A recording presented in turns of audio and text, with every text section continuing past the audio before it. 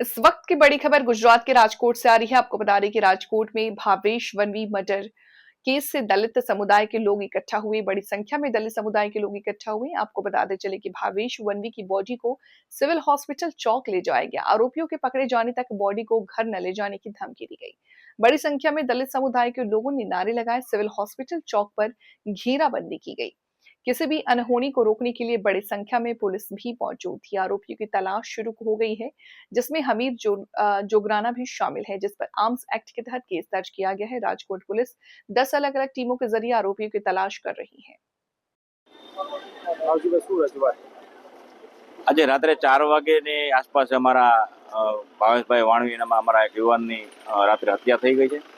વારંવાર હત્યાઓના બનાવ બનતા રહ્યા છે।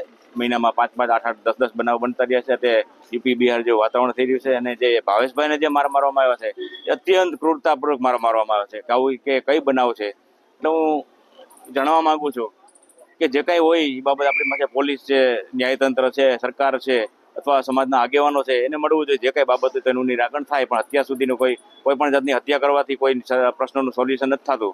તો હું શાસન પ્રશાસનને લોકો કહેવા માંગુ છું કે રાજકોટનું વાતાવરણ સુધારવામાં આવે અને જ્યાં સુધી આને ન્યાય નહીં મળે ત્યાં સુધી આ લોકો બોડી નથી સ્વીકારવાના।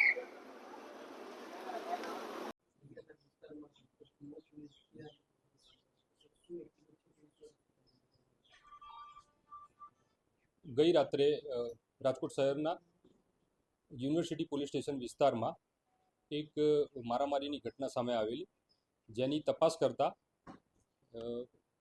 ઈજા પામનાર વ્યક્તિ ભાવેશ વણવી નામના ઈસમને ફરિયાદમાં જણાવ્યા અનુસાર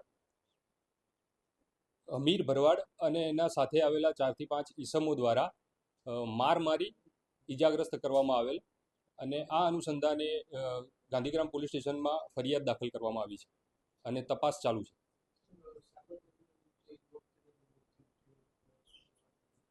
હા, મેં જણાવ્યું પ્રમાણે રાત્રે એને સિવિલ હોસ્પિટલમાં એડમિટ કરેલો, બાદમાં આજે વહેલી સવારે ડૉક્ટરોએ તેને ફરજ પરના ડૉક્ટરોએ ઈજા પામનારને મરણ જાહેર કરેલ છે।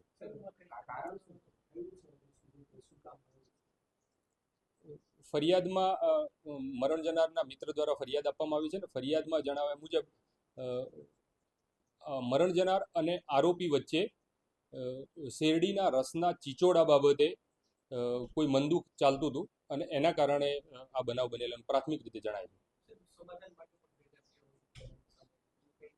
અત્યાર સુધી બહાર નથી આવી વિગત કોઈ। હા, આરોપીને પકડવા માટે શહેર પોલીસની અલગ અલગ ટીમો કાર્યરત છે। પોલીસ સ્ટેશનની સ્થાનિક ટીમ, એ ઉપરાંત ઝોનની એલસીબીની ટીમ અને ડીસીબીની અલગ અલગ ટીમો, ક્રાઇમ બ્રાન્ચની અલગ અલગ ટીમો આરોપીને ઝડપવા માટે પ્રયત્નશીલ છે।